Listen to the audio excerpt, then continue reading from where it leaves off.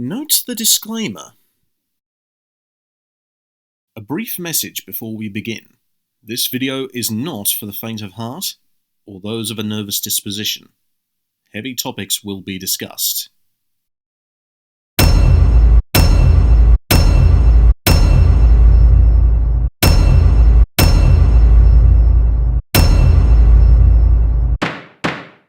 Aw man, this is the only job Gary Johnson could get after the events of Team America. Not one bloody second into the video and you're already starting with this? Well, since you brought it up, Team America called, they want their protagonist back. And if you refuse, then Trey Parker and Matt Stone are going to give you a brutal dressing down in an upcoming South Park episode. Symbols! Eyeballs! Opening credits! Excitement! Are you having fun yet? It won't kill us to get a deep-fried Snickers and a Coke. It might. Jeremy yells at the screen cliche. Oh.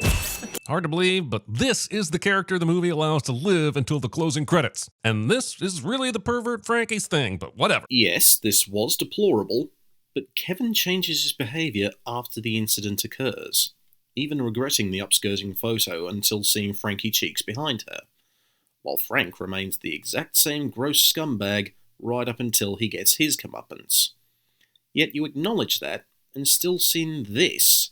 And previously you sinned Billy Hitchcock being spared from Flight 180 when he was just all panicky over a similar thought process. I get it, not everyone in this film is likeable. Heck, that's sometimes even the point of these films. But the fact that Kevin has the character arc until the end is supposed to make us feel sorry for him when he passes. Also, Wendy doesn't immediately delete this picture because later in the movie...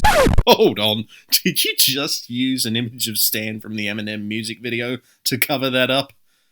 I mean, you could have just done it normally, but then we wouldn't have been treated to a well-deserved sour blocking. Just about funny enough for me to actually remove a sense, so good job. Final Destination 3 has decided to remind me, Mr. Six, aka that creepy old f***er dancing in the Six Flags commercials in the early 2000s was a thing, and I do not appreciate having that memory dug up, Final Destination 3. That sounds like a you problem, especially considering Mr. Six was a non-speaking character played by a young dancer, while this guy actually has small talk with some of the attendees. And what are you gonna do about it, Miss Cutest Couple, rah? Julie laughs at this instead of dying of embarrassment. Death took a holiday when she made this so-called quip. First off, Death's plan was to take out the Devil's Flight roller coaster riders. Secondly, how is Julie supposed to die of embarrassment here when she's taunting Wendy? That doesn't really make any sense. Mom know you're here? Far be it for me to know how things run in the Christensen household, but what exactly will be upsetting to Mama Christensen about Julie being at an amusement park? For one, she's not supposed to be here since it's grad night for the McKinley High School leavers. For another, even if she was given a no by her parents and or Wendy, she probably would have just pulled a typical teenage move and snuck out of the window to meet her friends. I was having that feeling like deja vu, except for something that hasn't happened yet. That is the literal definition of deja vu. Not entirely. Generally, it should be a memory glitch that something you're experiencing has previously happened in the past. However, she's saying it's for something that hasn't even happened yet, which tells me it might be more so dissociative. You may never return from Devil's Flight. What is this Devil's Flight bullshit? Over the opening credits, we saw the roller coaster was called the Corkscrew. Okay, that may have been a slight gaffe in production, but the reason it's called Devil's Flight could probably have something to do with the large devil statue in front of the ride. No exit after the turnstiles. That sounds like a fucking lawsuit waiting to happen. That is the entryway. In other words, one way in. They show the exit route later. I can't sit in the front. I cannot see the tracks. I'll freak. Carrie will sit in the back with you, right, babe? The real question is, why isn't Wendy's boyfriend volunteering to sit next to her in this situation? This is the guy who twice tried to settle her down about riding the roller coaster in the first place. Now he doesn't even say a word? That was odd, but I guess Wendy just doesn't want to feel too much like a burden to force her boyfriend into the back. However, Jason does say he doesn't want her sitting alone. That. I'm going to Berkeley, and I won't get to do this for a while. I'm sitting in the front. People fighting over who gets to sit in the front of a roller coaster when everyone knows that the back is where you pick up the most speed. I'm shocked some of these kids had the grades to get into Berkeley. This isn't about speed. Wendy doesn't like not having any control and doesn't want to see the tracks. Carrie, meanwhile, wants to see everything instead of be forced up the back, even though her best friend is panicking right behind her. Keep an eye on her in case she's kind of freaked out. Is sitting in the front better than sitting next to Mary Elizabeth Winstead? Only unless you're Ewan McGregor. And besides, Kevin goes to sit with her anyway, so this sin is overruled. Also, keep an eye on her. What is he supposed to do during the ride that will make anything better? You're her boyfriend. You could have reenacted the scene from Fear if she was up for it. Although I doubt she'd be up for it. I'm glad you didn't go for anything else in that movie, but even then, why did you have to bring it up? Also, did you miss the scene where Jason won the coin toss against Kevin? A la Richie Valens v Tommy Allsup in 1959? Poor taste? Maybe. But still, the point of this is to make sure she doesn't get too worked up over the ride. The filmmakers thought and conceived of this character and decided that lots of him was a good idea. CinemaSins thought and conceived of Jeremy Scott and decided that lots of him was a good idea. Except in this instance, Frankie Cheeks thankfully doesn't last long. And if you hated this, you're gonna love Carter Daniels. Yo, what? You can't read? It is not your job to ask if the rider can read the sign or not. It is your job to ensure that she pockets the camera or gives it to someone not on the ride. Definitely have people who can't read and also don't speak English that ride these rides. So go f*** yourself. While the way he went about it was rude, he most likely has to deal with this stuff on the regular. And being pretty much their age, was tired and annoyed because of how many times he would have had to say no cameras. Also, Jeremy yells at the screen cliche. Why are there empty seats behind Wendy and Kevin? There was a long line of people waiting to ride this coaster. And even if the kids got kicked off, there were plenty of people ready to fill the vacated seats. Well, if we look at the official death tally, courtesy of Dead Meat, you'd see that 7 people still died on the ride while 10 got off. And there were spare seats next to Frankie, Lewis, and another rider behind Jason and Carrie, even with the 2 empty rows behind and ahead of Wendy and Kevin. So it may not have been a capacity issue, but there are rather large groups in these lines, and some of them don't want to enjoy the ride first or wait around for the next one. So the best idea is to get them together as much as possible. I will say, as far as Final Destination opening death traps go, this one is hard to beat. It's beautifully filmed and expertly crafted from beginning to end. Great grisly stuff. And let me guess, because it's not a vision anymore, you're going to sin the aftermath again? Just like with Route 23? Making this sin removal pointless? Admittedly, this isn't my favourite film in the franchise. That title goes to the second movie. But this is my job, so... Yo, what? You can't read? Oh, well, I'll put it in my pocket, okay? Why is Kevin's dialogue slightly different? In the flash forward, he said, Well, can I just put it in my pocket, man? Is that cool? Why is that important? Not everything that occurs in a vision is going to happen in real life. Like in this instance, the Premonition crash occurs because Frankie's creepy camcorder fell onto the tracks and caused the hydraulic hose to become undone. However, in the real crash, the fluid just continued to leak until everything failed. does that mean Wendy had that entire premonition after she sat down in the coaster? Whoa, hold the phone. This is the only time you seen this occurrence? After the Flight 180 premonition, Alex woke up in his seat to Kristen and Blake asking him to switch seats, just like he heard in the vision. And Kimberly snaps out of her premonition after stopping on the entryway to Route 23 just when Dano asks, first year of driving? And yet this is the only awakening from a vision sin that you sin? Well, that's inconsistent as all hell. And I'll be keeping a sharp eye on your FD4, FD5 and Bloodlines videos from now on, just to see if you sin Nick, Sam and Iris for their vision awakening times. The hydraulics will rupture the tactical labs, please! What's going on? Let me off! Chick's on something. These people act like they've never seen someone freak out before riding a roller coaster. Well, not to this level. They'd normally expect it if someone was afraid of heights, didn't like going fast, or had issues with surrendering control like Wendy does, but screaming about the ride crashing after seeing it in a vision will turn quite a lot of heads and raise several hundred eyebrows. Man, please, can you please control that bitch? Dude, they're kicking her off the ride. What does this have to do with you anymore, except for you to make this situation worse and more people can get kicked off and we can have the requisite number of Final Destination deaths? Wendy isn't being kicked off here. The ride operators opened the rear coaster restraints after hearing Wendy panic, and most of the rest got off calmly, with Ashley, Ashlyn, Frankie, Julie and Perry just walking away, Lewis, Kevin, and Ian getting into a fight and getting kicked out, with Erin and Wendy following suit, only for Wendy to come back screaming more about the coaster to try and rescue Carrie and Jason from their deaths, and eventually she and Kevin are briefly led away by security.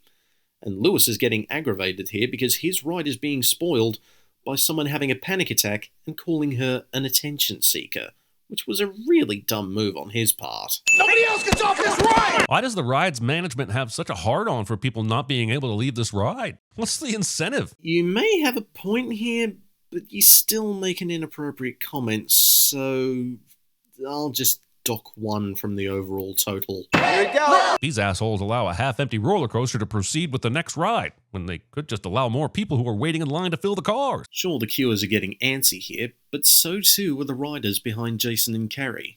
But then you did skip over them doing the chant from Blitzkrieg Bop by the Ramones, so I guess that's why you didn't get it. And I'm not even going to cover the next sin since I already just said that the hydraulics were still leaking. They've already got this memorial set up. That means it's been at least a few days since the deaths. And it makes me wonder why death even gives these kids that weren't supposed to survive a few days before it starts offing them. If you remember from the first movie, death let 39 days pass for the survivors of Flight 180. So in this world, depending on different factors, death can either try to give them some time to mourn, or he can get some of these deaths over with all at once, like he does in the second movie, by going directly for Evan Lewis after the chat at the cop shop. So realistically, 2 or 3 days here would mostly be chump change for death. As soon as I pull in that parking lot, I'm so out of McKinley. Without Jay, what's here for me? The only thing left is graduation, so I don't understand what would be here for her, even if her boyfriend didn't die. Well, she isn't going to the ceremony and wanting to skip town because she feels like she has nothing left and has become a nihilist.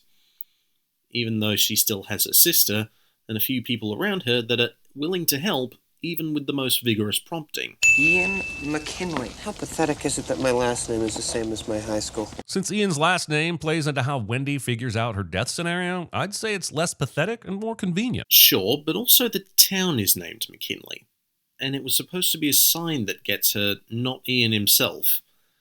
As if he died in the hardware store, he wouldn't even be alive to kill her.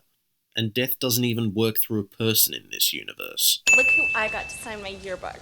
No way. Nice. I mean, who could it be? Not important, but it could be that Khalil kid we see at the Tricentennial. It appears, despite the forecast for heavy rain today, nobody brought an umbrella. Well, I'm usually prepared, but not everyone is. And besides, they're all mostly undercover here. No, it's happened before, okay? I went online looking for an explanation. It's kind of amazing that the story of Flight 180, the huge mid-air explosion, and the 7 people who died in mysterious ways afterwards isn't just a well-known fact around the world at this point. I can see why the events of Final Destination 2 wouldn't be well-known, but the first one? Why do you even have to research this stuff online? Are memories that short? It's probably assumed to be an urban legend at this point. And the fact that this film takes place in Pennsylvania, while the first 2 took place in New York. I'm usually such a control freak, but I didn't do enough to stop it. They've mentioned Wendy's control freakiness a couple times now, and it has never once been a trait Wendy has shown in the movie. I should have done everything I could to stop it. I know this is a natural guilty feeling that people have after traumatic events, but I am a little upset the movie didn't have a Spider-Man 2 moment of Wendy jumping in front of the coaster and trying to stop it herself. If she did that, it would have killed her and ruptured the hydraulics far sooner. Plus, this is supposed to be evidence of her being a control freak, even if the mentions are annoying. However, you're being inconsistent again. Now I can't talk to Mom and Dad. Mainly because they didn't cast anyone to play Mom and Dad. Even if they did, she still couldn't talk to them about this. It'd be similar to Alex Browning's conversation with his father in the first movie. Why don't you just use that phone? I would, but she talks forever. Then my boss gives me But his boss doesn't give him shit if he's standing outside on his cell phone instead of inside the building helping customers? Those are some up regulations. If he used the landline for a personal call, it would take up valuable time that an actual customer would need to make an appointment. That's why his boss would give him a tongue lashing. And while I do agree that Yuri should be more present at his job instead of talking to the woman that's calling him, the real sin should be that the callers should be more aware of the fact that Yuri is working, try not to call him in the middle of it, and maybe save it for later unless it was for something desperately important. no drinks in the room this time, okay? Good. Ashley is a dick to Ashlin's drink. Firstly, there's only one N in Ashlyn here. Secondly, Ashlyn calls this out to Ashley when they enter the tanning room. cursing her out for not listening to Yuri, since they presumably did this before and made a mess. Ashley slurps this drink 3 different times in a matter of 8 seconds, as if the movie is forcing me to take the tanning bed side later. Jeremy points things out on the screen, cliche. Wait, what? Where the hell did that come from? Oh man, this bottle of suntan lotion got way too excited holding this door open. Cringe. Happy biatch, nothing to spill. There is clearly something left to spill. Jeremy yells at the screen, cliche. Quentin Tarantino's Final Destination 3. Not a sin. I guess this picture of Ashlyn and Ashley is supposed to predict them getting badly burned or whatever, but all I see is a trip to the optometrist after trying too hard to find the clue in this picture. Look at the bottom right-hand side of Wendy's monitor and come back to me. At least you spelled Ashlyn's name correct here. So the shelf falls on top of Ashley's tanning bed. I'm gonna have to stop you right there. That's Ashlyn's bed. The shelf falls onto her pod first, jamming Ashley in by the opening end before she could get out, then lodges itself into Ashlyn's bed hinge. And like I've said before for this series, death doesn't abide by the laws of physics in this world. I mean, hell, we saw a clothesline wrapping around Todd Wagner's neck, a ladder going through Evan Lewis's eye, and a barbed wire fence trisecting Rory Peters. And yet you're still questioning the life-size mousetrap game that Death is playing.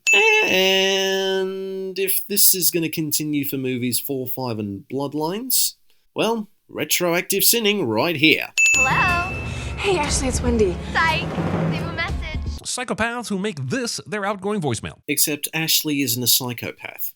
Ian later becomes one, but she's just trying to be a little bit jokey here. You'd think for a channel that tries to tell jokes, they would understand the concept instead of getting pissed off like this. That was a pretty good Final Destination scene, wasn't it? Ashley and Ashlyn die to the Ohio Players Love roller coaster, and there's this nifty transition between the tanning bed to the coffins. Everything about this is pretty memorable, which is why it sucks that every death after this has absolutely none of that cleverness. Oh, f*** you. Just as I thought you were going to remove a sin, and then you say the rest aren't that clever. And this is the second time you've brought that up after the first movie, failing to realise that death is a schemer in this world. Well, I've got to do what I have to do. Women who actually choose to stand by Frankie Cheeks. Could be that he just walked over to them, but yes, that sin I actually agree with, so I'll be nice to you, Jezza.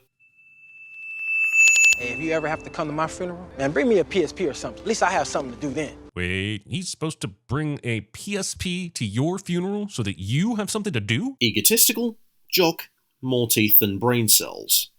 And no, I'm not calling all jocks stupid, just the stereotypical ones I see in popular media like this. Okay, so Ashlyn and Ashley apparently were 17 when they were set to graduate, and so was Jason. In fact, it doesn't even look like he would have turned 18 this year. Wasn't anyone at the school 18 when they were graduating? That's the norm, isn't it? If it was in November or December, I would agree with you. But this is America, and this is in May or probably June of 2005 there. So some probably are 18, but not everyone was. It's more about the completion of the school year. I've known several people who finished school in late November, and their birthday was actually mid-December. Yeah, I could have gotten you second row. I didn't want to upset anyone by being there. Great, skip! Oh, you heartless human being. Look, see the shadow? Whoa, whoa, whoa, are you saying this is a photograph of the World Trade Center just before it got hit by an airplane? Because that's not any kind of spooky foreshadowing. That's just documentation. Also, it has nothing to do with the actual people on the plane or inside the World Trade Center. What you're saying is that death had its sights set on a fucking building. Boy howdy have I got news for you. Also, Wendy is just desperate for an answer and started looking into conspiracy theories like this. This occurred 1 year to the day of the Flight 180 disaster. Look at the road sign. Yeah, I don't know why death cares at all for the number 180, but it's fun, I guess. Well, aside from the flight number that sets the first movie in motion, the idea is it shows up at points before someone's death. Hell, the song of death in this movie is Turn Around Look at Me, covered by the Letterman, which means 180 degrees. And God help you if you think this turnaround song the movie plays means 180. Oh, god damn it! Fine, 5 sins for sinning Turn Around Look at Me. Are these it? Man, Kevin went back to believing in all this real quick. What was the point of him raising a suspicion in the first place? Suspicion?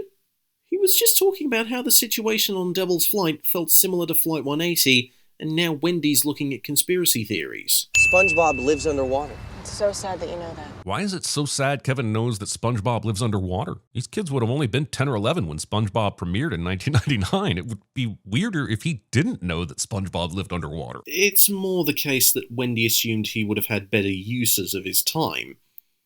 Or the fact that a teenager is still watching it as if he would have grown out of it. I don't even know what this truck is doing backing up towards a fast food drive-thru, but it's that same beer truck from Final Destination 2 that had the drunk driver in it, so now I'm erect. Gross. This radio will now glitch and play Turn Around and Look at Me by the Vogues, which is a totally fine song choice that I have no problem with. My real problem is that I thought the whole point of Final Destination is that people were in control of all the choices in the movie, including the music. Okay, that's enough. Death still makes things happen, even with human interaction. Hell, the way this movie is set up is to show that Wendy, despite her best attempts, isn't as in control of everything as she would like to be. Also singing Turn Around, Look at Me, again. They somehow knock out this windshield with 2 kicks from a sitting position, which is way too impressive not to sit. Oh, for crying out loud. One of these days I'll stop falling for these bait-and-switch sins.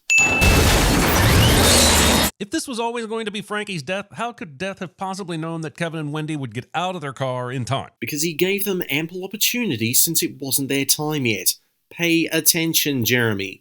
Death kills these people in order of how their deaths occur in the Premonition.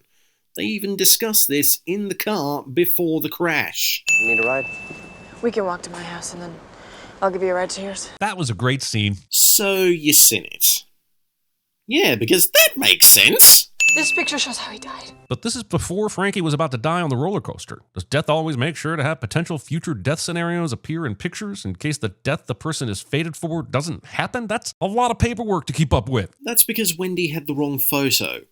And in this instance, the signs are in Wendy's photos since she was lucky enough to have a camera, while Alex and Kimberly before her had to have them just in their heads, Nick had mini visions, and Sam didn't get anything, and I don't even know about Iris. And what was that first part?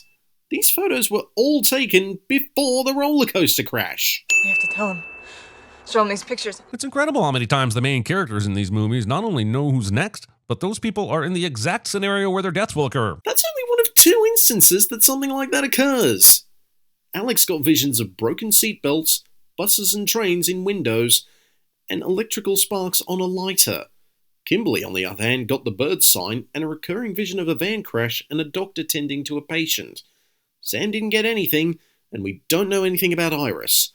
The only other visionary this happens with is Nick in the 4th movie. And this would count as double dipping, by the way. I'll see you tomorrow. Tomorrow? How do either of them know that Lewis won't die tonight? Because the clue in the photo involved weights, and gyms, especially campus gyms, aren't open by this time. So the only way Lewis would die by weights crushing him is in a gym during the day. 15 seasons with 4 Super Bowl rings on his fingers. In Oakland? This f***ing laugh. I'm less surprised that Lewis gets killed here than I am that no one has gotten killed or seriously injured by fallen swords before today. Why is this the exercise machine the gym has under the swords? Why did the swords have to be hanging up in the gym in the first place? And holy shit, why real swords? Oh, for crying out loud. One question at a time, Jeremy. Also, I half expected you to sin the fact that the machine in question doesn't even exist.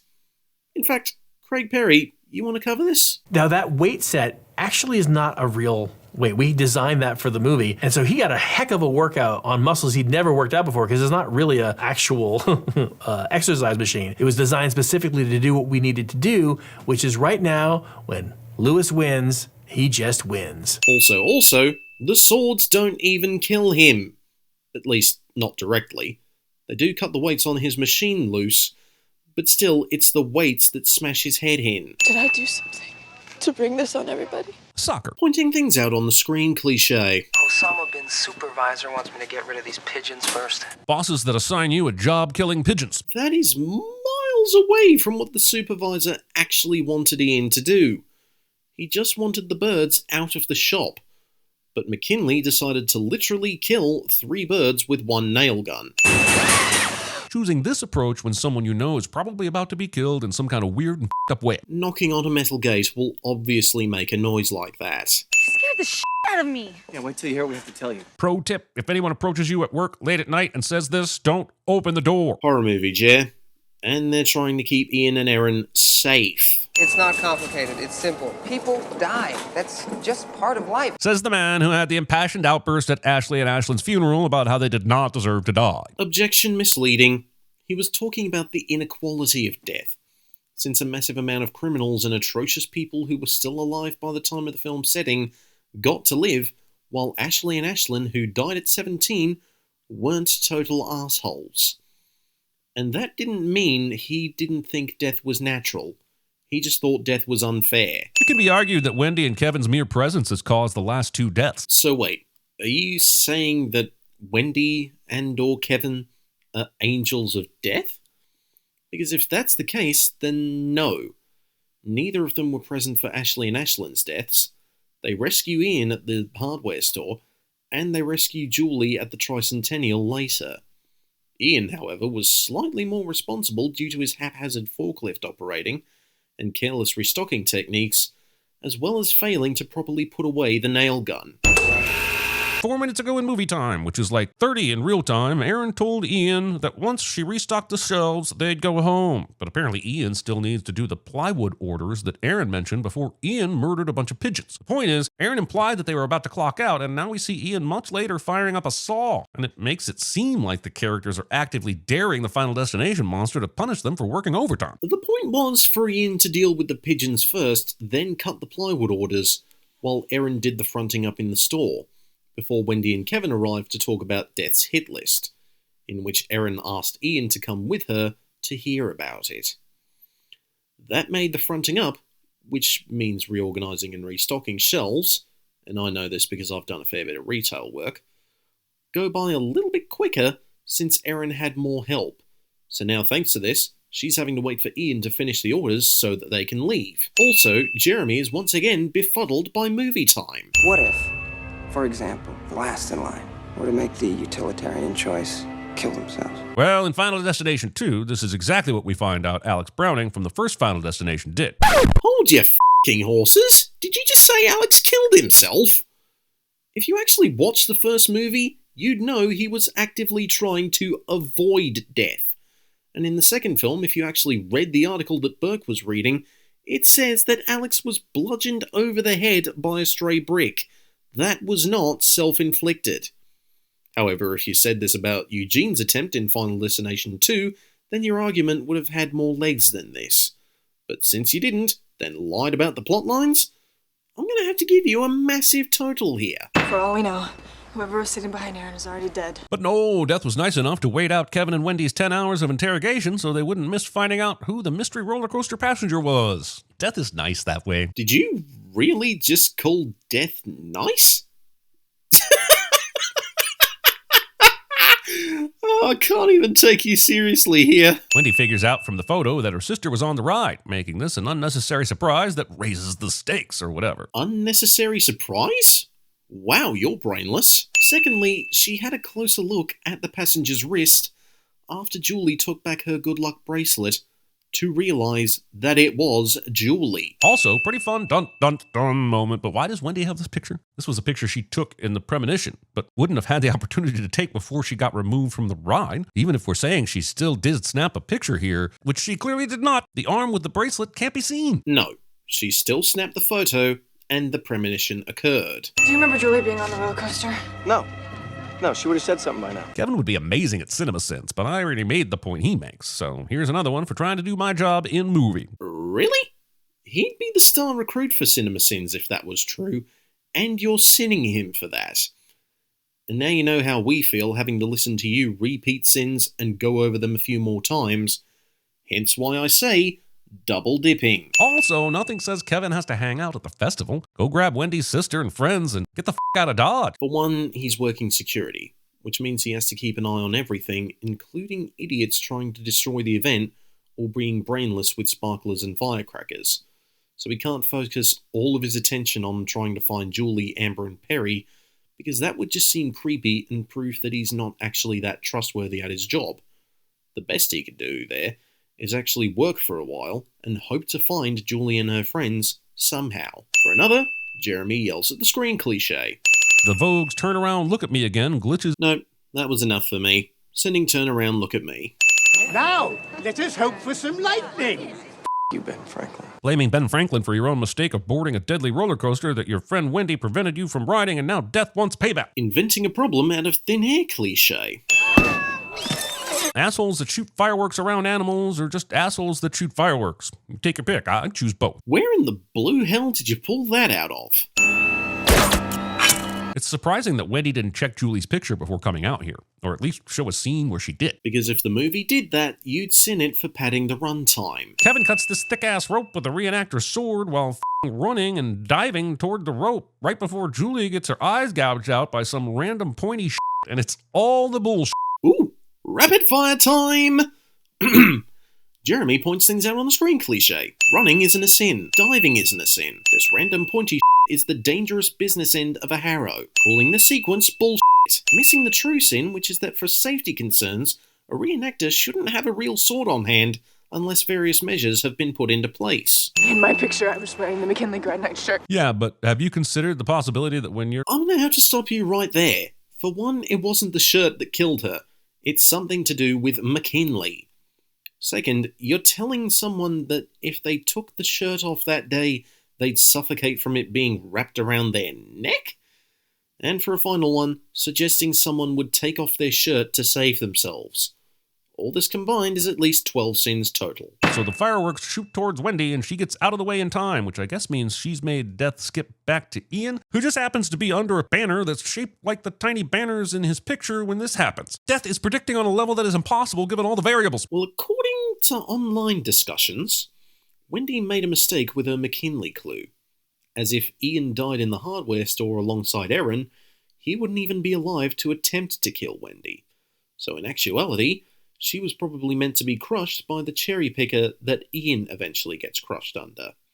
But since he stepped in front of her, Julie and Kevin, he, in a way, intervened by saving Wendy, and the cycle brought him back to the top of the list. So wait, just because Ian's dead, Death decided not to go after Kevin and Wendy for an entire 5 months? Well, if you look closely, 6 months had passed after Alex rescued Clea from her burning car before Death tried to take a swing at him with a falling sign and got Carter instead.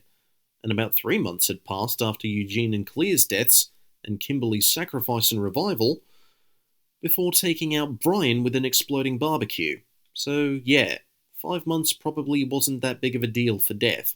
False sense of security and all. Hey, what about that great curry place? Didn't we get off at Booth? Oh, you mean Gupta's? You get off at Oswald. This subway has stops going to Booth and Oswald. Well, that will make Kennedy Lincoln coincidence junkies happy. What about Leon Czolgosz, who assassinated William McKinley? That guy whose name was used for the setting of this movie? You gonna give love to that assassin, or are you just worried no one could pronounce the name? That pronunciation of Czolgosz. Also, he was shown on the rail map, just on a different route along with other well-known assassins, serial killers, and other connected people, criminal or otherwise. So no, they're not going to show them love. Only a monster would do that. There is someone walking behind you. Creepy musician chooses to creepily sing this creepy song on this creepy subway. Yeah, you know what I'm going to do here. Next stop is the end of the line. It's odd how similar the subway conductor's voice sounds compared to the voice of the devil at the roller coaster. You can run, but you cannot hide. Maybe if we say Candyman 5 times, he'll transport us to a better movie. Just when I thought I was f***ing free. Also sending Tony Todd's voiceover work. Until something happens to me, and then, Kevin, you've got nothing to worry about. You're right. You're right. Sinning this line. You okay? Something wrong? Now that you mention it, Kevin, there is. Do you remember in Speed how you thought the movie was over after the bus, but then they had that really cool sequence on the subway to finish the movie off? I mention all that to say I'd rather be watching Speed right now. Yelling at the screen again. Also, Jeremy, Keanu Reeves called he and Sandra Bullock want their movie back. Also, irony.